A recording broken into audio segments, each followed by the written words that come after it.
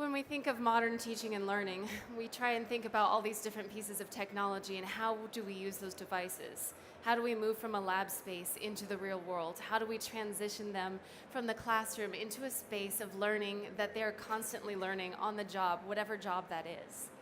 So we ask ourselves, what does that technology look like when we're working with the kids? We know that communication has to drastically change, but not entirely from what we've done for centuries and how we tell stories and how we help people know about emotions and feelings and how they communicate that in a way to build empathy and design and figure out what those problems are that they need to solve. If we want kids to be in the center of that learning, we need to have them in the center of those discussions. A lot of times that doesn't even happen until students are in graduate school. They don't get a chance to plan and design and question and develop theories until that point because we're so used to giving them a step-by-step process. This is what we want you to do first. This is the step you take next. This is the answer we want from you. Instead, we need to flip that and help them to understand what the purpose of the design is, why this skill will help them in their future careers, and what they can do about it now to collaborate, communicate, and to facilitate their own learning. We're one of the only schools in the United States, the only K-12 school that has been selected as part of the Microsoft Flagship Schools program. And what that means is we're undergoing constant transformation. We've never arrived. We know that everything we're doing will be tested. We're going through things. We're asking for feedback from kids. We're working with developers and researchers. It gives the kids a central focus to know that their voices are being heard beyond turning in an assignment. They're having people come from all over the world to visit the campus and ask them, why are you doing what you're doing? That's a very realistic type of communication for these kids to experience early on. If we want kids to be global collaborators, how do they start practicing unless they're actually talking to an authentic audience? And so with that, we know that they need to work with all different age groups. It's not enough to say you're working with your same age peers. You're in a class of 12-year-olds. You're in a class of 16-year-olds. In the real world, there are very few times we're only working with our same age peers. So why not practice that early on? In this case, we have students that are cross-age mentoring, teaching STEM concepts, asking them questions, having them practice ask questions. A lot of times, young children will ask really essential and difficult questions for adults to answer. And through traditional school systems, we tend to say, we'll ask that later, or that's not the topic we're on, let's move on. But if we can get them to continue questioning early on, they're going to be more effective at innovation. This is a little bit of what it looks like when there's a big buddy working with a little buddy. My research for my PhD focused on cross-age mentoring models and what happens when older children take the role of a teacher and a researcher, collecting that data and adjusting their teaching practice as they're working with a little buddy. Tools and technology can help us facilitate that type of learning and that shift from being a student to a teacher, a researcher, and then a communicator. When kids have the ability to have effective tools that help them outside of the walls of the classroom, they start seeing the connection of learning become unbounded by those walls, and they're untethered. The kids in our school from early childhood up use surfaces, and they're able to use digital ink, communicate, collaborate, capture their learning through video. This doesn't look like much, it's a piece of aluminum foil, but they're practicing understanding buoyancy. Instead of just saying, what does buoyancy mean and how do we understand this as a science concept, their job is to construct that knowledge and help communicate it to other people their same age. We know in the future that there's going to be more and more applications for artificial intelligence, but we also know it's not enough to teach them basic coding skills. Because at some point, artificial intelligence will be able to code those basic skills, those basic programming things that the kids are doing now. So unless they get it to a much more advanced level of coding, those machines will be able to replace that basic skill set. What they do need to do is know how to communicate, identify problems, and find those solutions. They need to know how to tell a computer what to do. But beyond that, there's something more to it than that because we're human. And if we're interacting with technology, we not only need to know how to communicate with each other, but we need to know how to communicate with those devices and how to explain what we want it to do. In the last year, I've especially been looking into and investigating artificial intelligence and what that means for us in the future. What are organizations looking for? What do companies want in future employees? But beyond that, what do we want our societies to look like? So as I talk to people who've worked in the field of AI since at least the 1970s, industry leaders everywhere from Pixar animation studios to the Department of Defense to people who are working in healthcare, artists, other types of research fields, I'm seeing a lot of commonalities in the skills that they're hoping for in future employees. And with that, we know that humans learn from other humans. There's a socio-cultural perspective that's really important in the teaching and learning process. Otherwise, we would all be able to just sit behind a device and learn it and repeat it and then be able to transfer that learning into the real world. This professor is at Georgia Tech University, and he's the editor-in-chief of AI Magazine. He gave me this diagram to use to help understand the intersection of these different component parts. And he said at this point, people are speaking to the fact that if each of these pieces intersect, then we're closer to understanding what artificial intelligence is and how it works. But even with that, there could be components that we don't know about yet that are crucial to that understanding and teaching and learning. One of those is that sociocultural perspective. What happens when we learn from a human as opposed to learning from a machine? And how do we harness that learning in a way that benefits us? And what does our role as an educator become in that process? We know that learning from history, from traditions and cultures is essential to not only know who we are as a people, but to be able to become more creative and find solutions in unexpected ways. We can learn things from history, from culture, from the past in ways that help us to redefine problems and find solutions. So our school takes students on between 20 and 27 field trips a year because we want them engaged in the community, talking to experts, looking at different perspectives, and being able to pull those things together and communicate it in a different way. We know that written communication is still really important, but they'll also need to know how to communicate visually. So having an understanding of the arts is really crucial. So we go to the art museum. This was an exhibit called Double Exposure, and it was looking at past where people are taking old photographs of different indigenous people and whether that perspective was biased or not. So we looked at the actual artifacts and paintings. I had them look for some of the component pieces that I wanted them to focus on while they're at the museum, instead of saying, go free young people, have fun in the museum and come back and you had a free day off from school. That's not enough. Using some of these tools help us to facilitate the learning in advance so they have a foundation of some of the knowledge structures. In this case, we're looking at the symbolism of some of the artwork and some of those symbolic pieces that they would see come up through multiple types of repetition. We constructed some of these knowledge bases together to say, what do you expect you will see? What are some things that we need to know? And then it gave them video clips to easily access. All of this is in Microsoft Teams in our class channel for the 9th and 10th grade cohort. I started out working with early childhood, but in 2009 I started working with middle and high school and have focused on that group since, but that's why it works with the cross-age mentoring and collaboration to have the background in both areas. From there, we started to look at the other pieces that we'd need. I created an assignment for them so that they knew all the components and that their final outcome would be to communicate this learning at the intersection of science, technology, engineering, arts, and mathematics for someone who was never part of this conversation. As a parent, when you're looking at work with your student in the classroom and you see them doing something, but you don't see a textbook in the same progression or lesson plans that you would typically see, it may feel like it's really amorphic and ambiguous.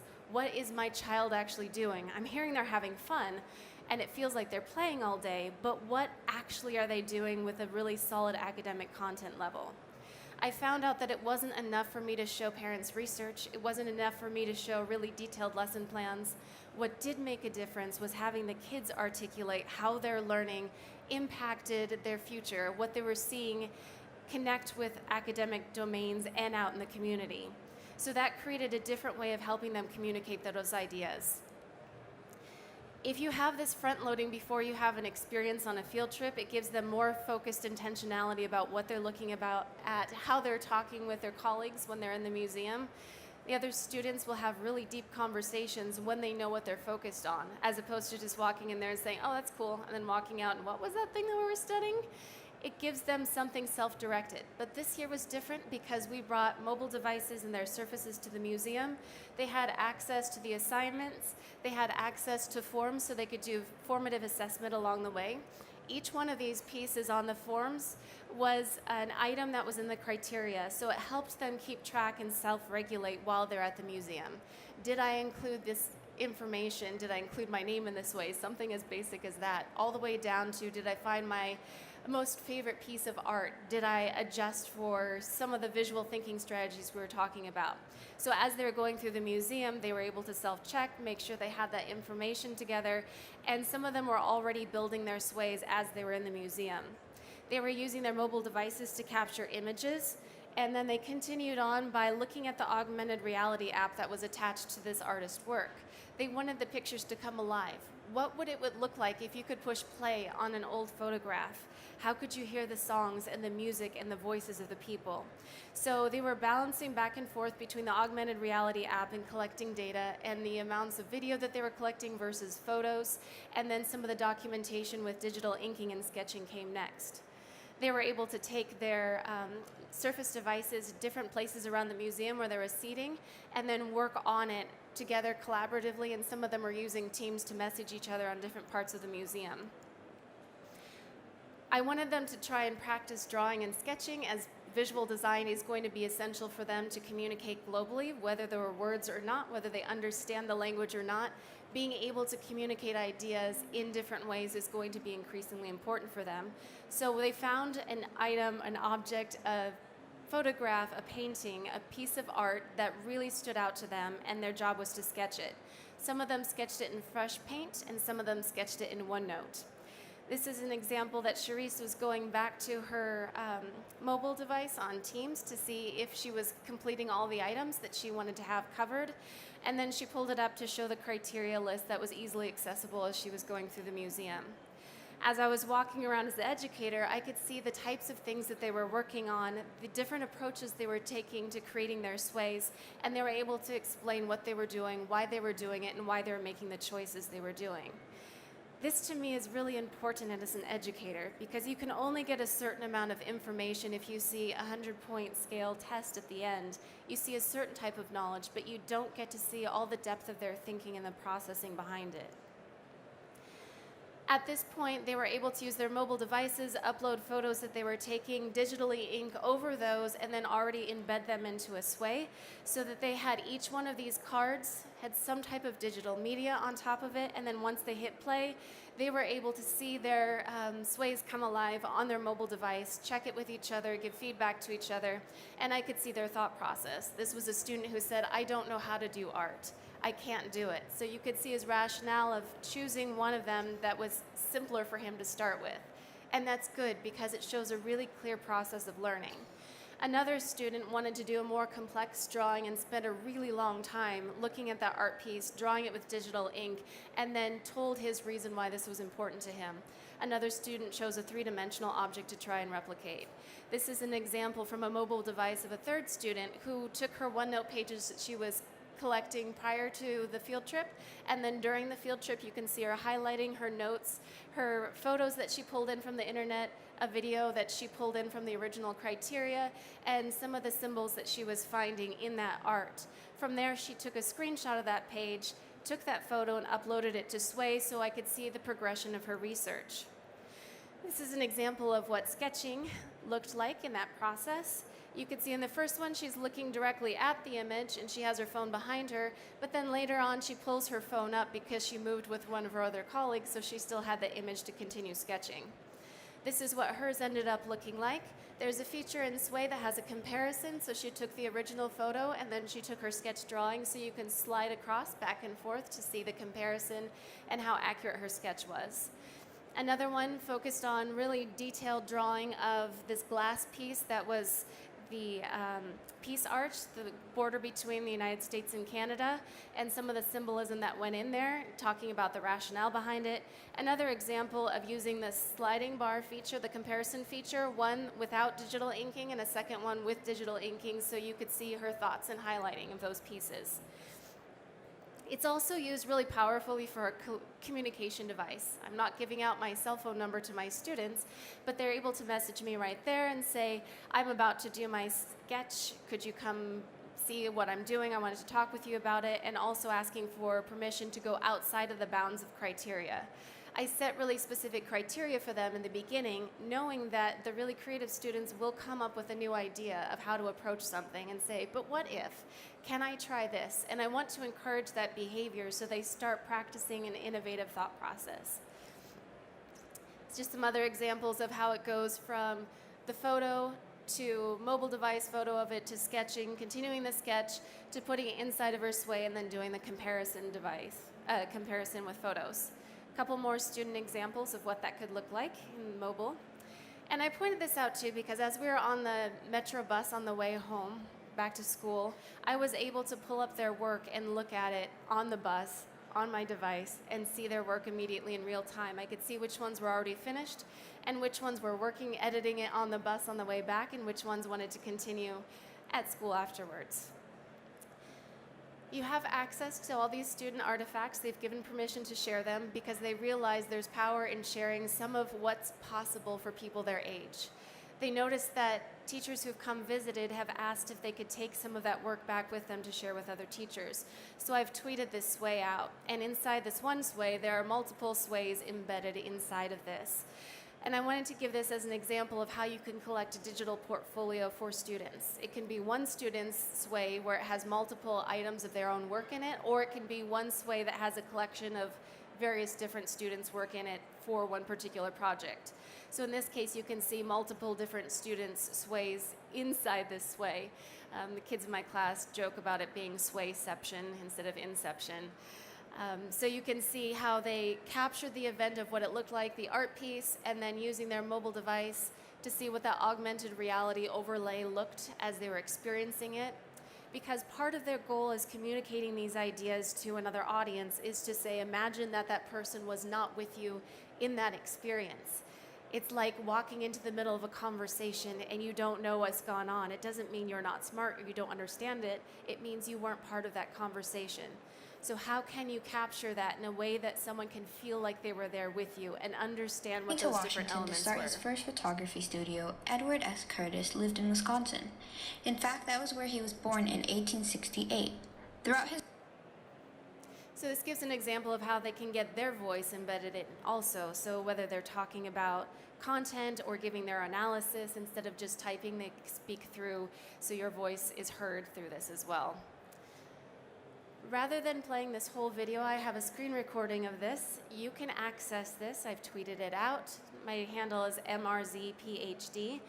So you can sway through these on your own to look at them in more detail and share them with anyone you'd like to. So I'm moving on to the next slide.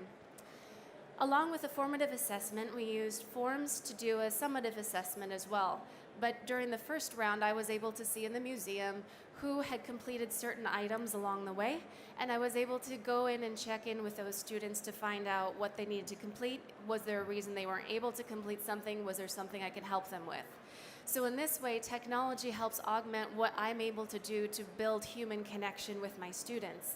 And it gave me a chance to have really direct communication with them about their thoughts, about different processes, to question them, to try and challenge the direction of their thinking.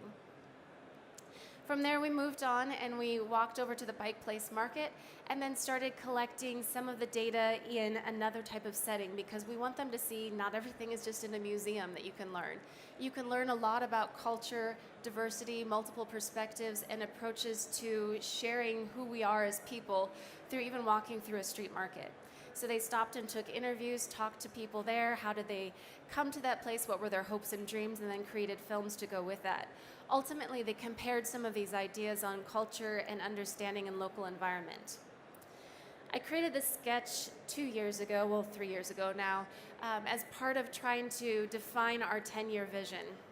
When you know you're in a place of transformation that's constantly changing, you know that things will be fluid, and I wanted to represent that in fresh paint, showing what all these blurred lines look like.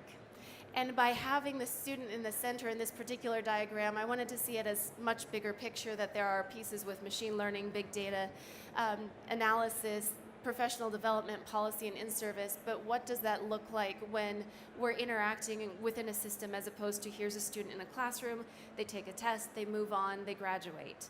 But that this interconnection with humanity is essential as technology is going on, and those arrows are hopefully communication going between those groups. More of this is included in a book that I just released that's called Teaching AI, Exploring New Frontiers for Learning. What's different about this, though, is it's not a step-by-step process in how to teach the process of creating AI, as much as it is helping to understand the cultural perspective surrounding it, the diversity, inherent bias that gets built into some of these concepts, philosophical and moral and ethical issues that are very essential to start kids talking about and really grappling with these issues even before they get to the point of coding or developing or being in these types of jobs in the future. As we're teachers, this is what we plan. I found this example on Facebook that someone reposted, so this is not my original, but most often this is what it feels like. And what's interesting is that a lot of people will shy away from trying some of these things in the messy spaces because they know it's going to go here and very quickly. But the benefit of this is if we model this for our students, we're showing them that we're not afraid of being in those messy spaces either, and we're showing them how we personally navigate this path. It's not enough for us to tell them to do something innovative or take a risk. We need to do that ourselves, and they need to see what happens when we need to backtrack or say, let's change this together. They need to see us taking those steps forward to try new things in the classroom, and not just in the classroom, but outside the walls of the classroom. And we need to explicitly communicate that with our students, that this is why we're doing it. To explain our process along the way, we're modeling that for them. We're essentially becoming a role as an apprentice to a mentor as they're learning how to do these things with the complex thinking along the way with themselves. Microsoft Educator Community has more of these courses available. If you're not familiar with it, there are a wealth of resources there. You can go to education.microsoft.com. There are courses to get you started with Teams, Office 365. There are introductory courses on AI, Sway, all those tools that are available in here, forms, those are available for free online. And then if you are part of this and would like to, you can take a picture of this code and redeem the code for 250 points in the educator community. Okay, we're opening for questions and answers, if anyone has any questions. Thank you very much, Michelle. Fascinating insight in there as to how Office 365 is used in her school and with her pupils. As Michelle was saying, we do have sort of 3 or 4 minutes before the end of the session where we can take some questions. Michelle, I'd just like to lead in with a question to begin with. Obviously, we're seeing your sort of students on there, seeing some wonderful things with Office 365. What about for students who maybe English is not their first language, children who have special educational needs? How do they sort of find this? Are they able to access it sort of in the same way as other students?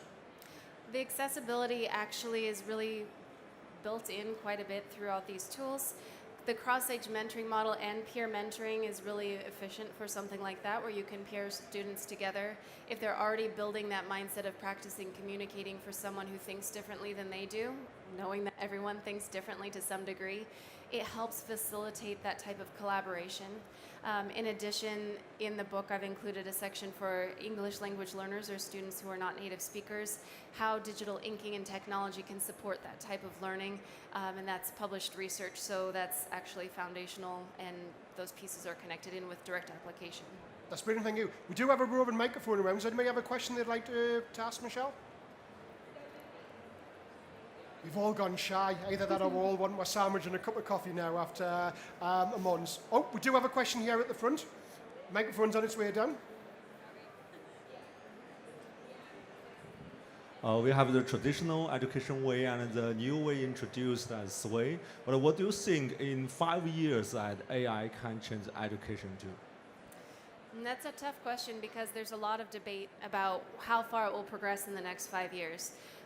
My hope within the next 5 years is that it will really augment what educators are able to do to help build in the humanities side of that we're not just relying on the technology, but that social interaction is still crucial, and that educators are shifting the way that they're approaching teaching and learning so that it's not relying on the technology to become the teacher. That's brilliant. Any final questions, ladies and gentlemen? No? If we can just please show our support one final time, and please for Michelle Zimmerman. Thank you. There's a fantastic programme of presenters throughout the rest of the day here in the school's theatre. Do ask if you are wanting to stay for any of the future sessions. If you can, still leave the theatre and actually queue back up and come in again, just so we know actually who's attending what sessions and to be fair for attendance. But ladies and gentlemen, enjoy the rest of your day. Thank you.